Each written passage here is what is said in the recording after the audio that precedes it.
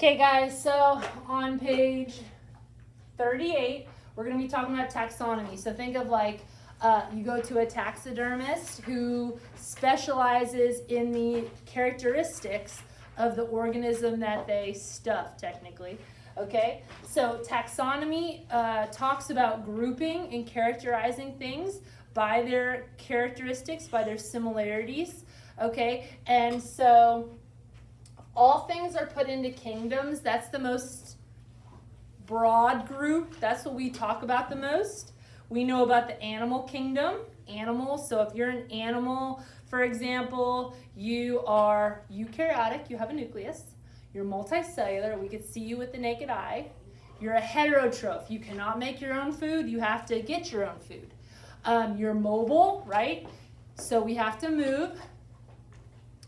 And we usually have sexual organs, so we're sexual, okay?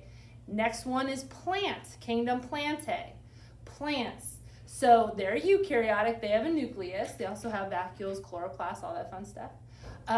They are multicellular, we can see them with our naked eye. Can we see grass with our naked eye? Yep, we don't need a microscope, okay.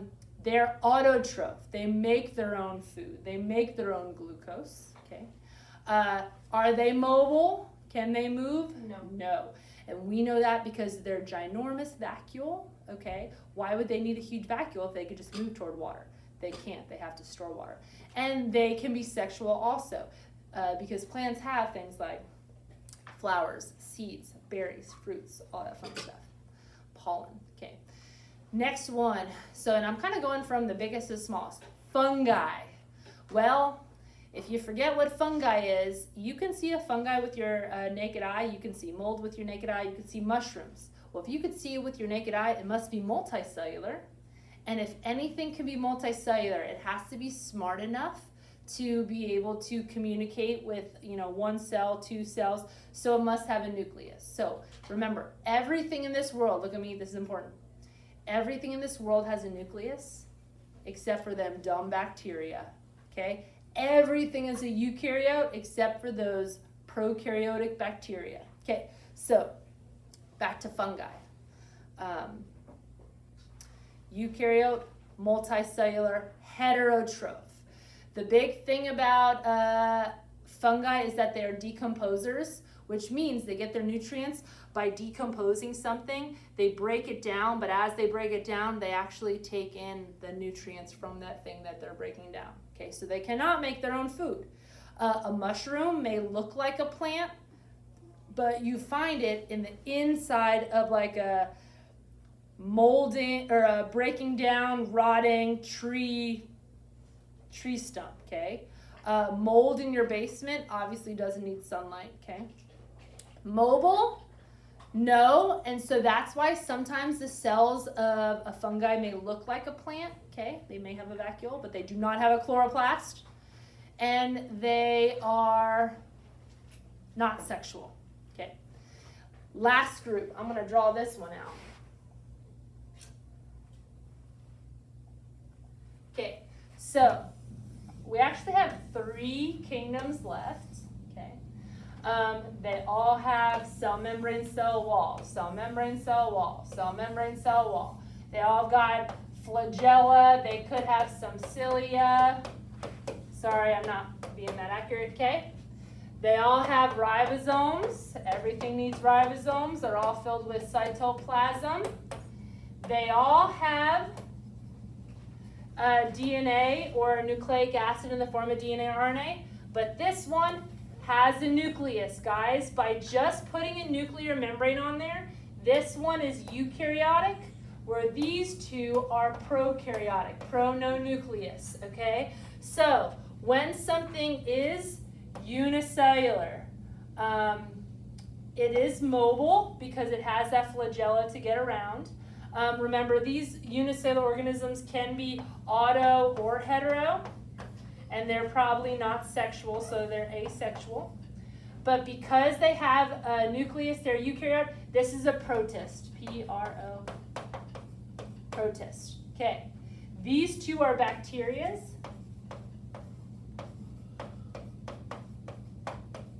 Okay, then you have this common bacteria, Then you have this very archaic, very extreme bacteria. What I mean by common is that you see them. Okay? This is like E. coli. This is like strep. This is like staph. Okay? The extreme bacteria are extreme. They're archaic. Okay? We don't see them often. So these are in like polar ice caps. These are in volcanoes. Okay, so the common bacteria, the only thing we found that was different is that all of these common bacteria that are found in every day have a very thin cell wall, but for some reason these extreme bacteria have a thicker cell wall. Okay? These common bacteria are called eubacteria. Eubacteria. These extreme are called archaea bacteria. Okay? They look just like protists, but protists actually have a nucleus. So guys, anytime you see something that is unicellular but has a nucleus, that is a protist. Okay. Back to what we were looking at. Okay, so now we got our 6 kingdoms. Now, every kingdom has like billions of animals in there. So look up here. That is why the pyramid is huge at the top. Now, the kingdoms then are broken down into phylums. So for example, you know, we're the phylum, what is it, Chordata? So then you have phylums of chordates and non-chordates and chordates. Backbones versus non-backbones, vertebrates versus non-vertebrates. Okay, so as you go down the pyramid, you get to one species. So the taxa at the top are very broad in general, but once you get down to here, you are very specific. Now there's only one species that could be a species, but in the genus, many things can be in the same genus. For example, remember we were talking about dogs and cats. Dogs are canines, canis. Cats are felines, felis. There are a lot of different cat species. Felis domesticus, domesticated cat. Felis concolor, cat of the mountain, wild cat. Okay, so guys, you do not relate things through its species name. You relate things through its genus name, am I right? And many things could be part of the same genus. Good. Okay, so King Philip, what did he do? He came over for good spaghetti. Good. So remember, when you get asked, hey, which one has more organisms in it, a class or a phylum, you're like, oh, I don't remember. So, Phylum. Good. So do the King Philip came over for good spaghetti. Okay, so then if I asked you to pick between phylum and class, circle them. Which one is bigger and specific? This one here. Okay, we're going to practice that now. Okay, first off, let's relate things by their name. Remember, the scientific name is made up of the genus and the species, okay? The species is just a description of the genus, so the species can be anything, okay? It's the genus that is actually describing the organism. For example, we could say Canis domesticus and Felis domesticus. A domesticated cat and a domesticated dog are not related because they both have domesticus, okay? They're only related if their genuses match up. So, ready?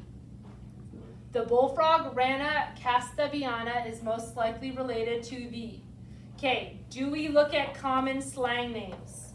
No, we do not. We look at genus species. So, Rana castaviana. Pseudocris clarkii. No. Polypledes. No. Lucamesternata. Rana pippins. Well, I do see Rana and Rana. Pilocephalus. No. Adus, nope. So Rana, that is right. Now, some people may say, oh, bullfrog must be more related to the bullfrog. That's what a lot of people are going to pick, and they're going to fall into that trap. You have to pick the genus name, the scientific name. Ready? Let's do dogs. Canis familiaris are most closely related to genetically to which of the following? Now, they're talking about a dog. So if we're talking about, are they more related to a bear or a cat, they may kind of cross that out. They're going to say, oh, they're more related to a dog than a wolf, but let's look at it. Canis familiaris, Lichen pictoris, and I don't see anything. Canis, wow. Lupus, Ursus, Articos, Felis, Catus. Nope, so it's definitely that. Will y'all get those correct on your STAR test? Yeah. I think y'all will. Okay. As long as I don't fall into that bullfrog trap. You just can't. We can't fall into that bullfrog trap. Okay, so if you go onto your review sheet, I have it right here about taxonomy. I didn't really talk about naming, but here we go, taxonomy. Kingdom, phylum, class, order, family, genus, species. King Philip came over for good spaghetti. Top is very broad, it's very general. Bottom is very specific characteristics. Okay, the triangle that goes down. Yep, that's what we're going to go over. Okay. So up here, in case you need to go back and try to figure out what are the characteristics of the 6 kingdoms, here is the chart. We talked about it already. Okay, let's do a couple of these together. Okay, multicellular. So guys, if it's many cells, you can see it with your naked eye. Can you see bacteria with your naked eye? Yes. No. No. So any kingdom that you can't see with your naked eye, we already are knocking off. Okay, so many cells, eukaryote, mobile, obtain food from other organisms. So they eat other organisms. What kingdom is that from? Animal. Why isn't it a plant? Because they don't like. It's non-mobile, and do they eat other organisms? No. Fungi, mobile. Protista is not multicellular. I'm just going to go down this way. Which of these classifications is the most specific? So do this one at your seat. I'm going to come around and check. Most specific. King Philip came over for good spaghetti. Which ones are the more specific, top or bottom? The bottom. Because kingdom, they're really broad. You can be in the same kingdom as a monkey, as a polar bear, as a spider. But you cannot be in the same genus with all of those. So, which of these is the most specific? Is it a family, a genus, a phylum, or an order? The most specific is the one towards the bottom. It is the genus. Okay, guys, these are STAR questions. I think that is a very fair one. It's a very easy one. Next one, a laboratory investigation included examining and prepared slides of pond water. Single-celled organisms were visible. These organisms probably belong to the kingdom. Laboratory investigation included single-celled organisms. Single-celled. Which of these is the only single-celled? Protist. Good. You could see animals, plants, and fungi with your naked eye. They are multicellular. Okay. Which of these classifications is the least specific? So I would say least specific, which means the broadest. So remember, I gave you these exact same, oh no I didn't. So least specific, yes, towards the top, we could do family, kingdom, genus, or class. Who's at the top? Kingdom. Good job. Okay, 7. The kingdom Animalia includes all of these except, so animal. So remember, think of it, the characteristics of an animal. All of them are multicellular except for amoeba. Good. And amoebas, like amoeba sisters, are protists. Good. Last one. The cell above is most likely belongs to. Okay, so I see a nucleus, so it's not a bacteria. I see a big old vacuole, so it's not an animal. How do I pick between a fungi and a plant? Because they both probably have a big old vacuole. Here's your hint. Plants can photosynthesize, fungi cannot. What organelle do I need to look for?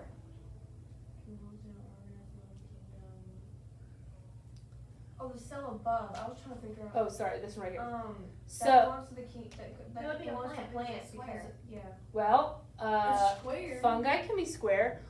So if plants are autotrophs, but fungi are heterotrophs because they decompose, what organelle does this one have that the other one doesn't have? They both need a vacuole. Robinson? Autotroph. Yes. What makes something autotroph? What makes something be able to make its own food? Oh, the The chloroplast. So guys, I see a chloroplast. So this is a plant. I just couldn't find the word. I just forgot the word. Okay. Okay. Here are the. We'll do some of these together. Okay. Fungi and plants. They have a lot in common. They're both multicellular because we can see both of them with our naked eye. They're not both prokaryotic, they're both eukaryotic. They're not both mobile because they can't move. And they're not both heterotrophic because plants are autotrophic. So the only thing they have in common is that they're multicellular. Okay, we're not going to do this next one. We'll do this one together. We're not going to do it individually, but this is another one just teaching y'all, hey, remember what pro and u is. So remember, not have a nucleus. What is it called when you do not have a nucleus? Prono. Pro. Has membranes without nucleus is the u. So which one says cell 1 is pro, cell 2 is u, is g. Good. You will see this on your STAR test. Okay. Okay, we're going to do this one together. It gave a lot of people a hard time on the test. Okay, so the common name for the puma concolor, so this is a slang name, could be mountain lion, cougar, puma, panther, Yuma puma, Florida panther, eastern cougar, Wisconsin puma, Texas panther. Why is it best for scientists to use the name from the standardized taxonomic system? So in your own words, why should we use the scientific name instead of a slang name when communicating with somebody else? Because then you know exactly what you're talking about, and there's no confusion. There's no confusion. You know exactly which one you're talking about. So let's see which one says that. The standardized name differentiates mountain lions and pumas. No, they're the same thing. Okay. The standardized name is less descriptive. No, the standard is more descriptive. So it's not less descriptive. Communication with other scientists about mountain lions will be reduced. I don't know about that. No. All scientists will be using one name for it, yes. So guys, the whole point of some of these questions is just so all scientists are on the same page about these organisms. Okay.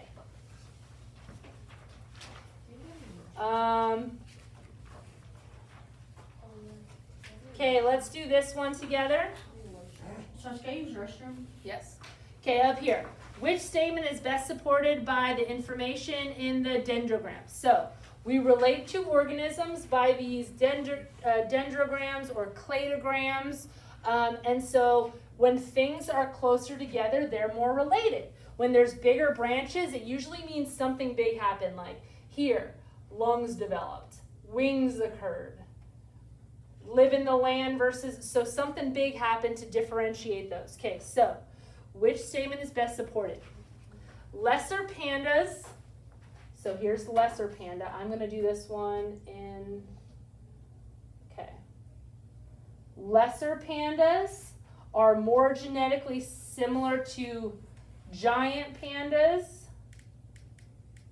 than they are to raccoons. Nope, that's false, because look at lesser pandas are more genetically so good. That's false first. Okay. Next one, I'm going to do another color with my little, okay. Brown bears are more genetically similar to giant pandas than they are to sun bears? No, they're more related to sun bears. Nope. Okay, let's try another one. Okay.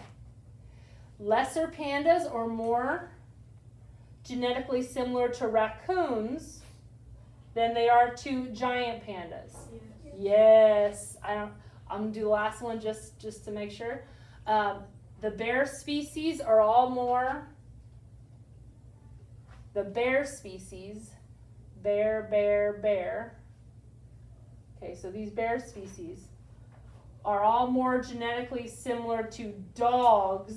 That looks like the furthest thing, than to giant pandas. That's false. Okay, so the right answer was C. That's all you have to do is just for those questions to see which ones are more similar. Hold on, there's I think one more I want to go over.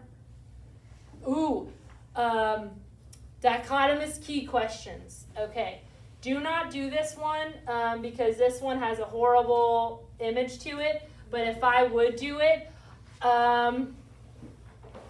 nope, we're not going to do it. You can't even see the image. Let's do a different. That's fine. Yes. After this one. Okay. Dichotomous key. So here is the image. Okay, y'all, it's in a V shape. And guys, 90 degrees is a right angle like this, so it's less than 90 degrees. Okay. According to the key, the fruit cone comes from which tree? Okay, so ready? Whenever you have a dichotomous key, you always start with number 1, no matter what. Figure out which one is most correct and then follow through. So ready? Fruit with a single wing, fruit with the pair of wings. Go to 3. Pair, so go to 3. Okay, I'm going to skip all the way here to 3. Fruit that forms a very wide angle, almost a straight line. So that would be such a wide angle, it would almost be like a straight line. Fruit that forms an acute angle, almost a V. Yes. Guys, this is such an easy question. I hope you get that one. Which answer says Acer Negundo? Yes, easy peasy. Okay. So,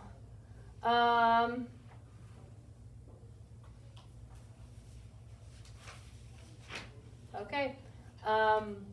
Guys, I do not want you to do this question here, so cross this one out. I'm going to let you go. I'm going to check on you in about 10 or so minutes, and we'll start correcting these.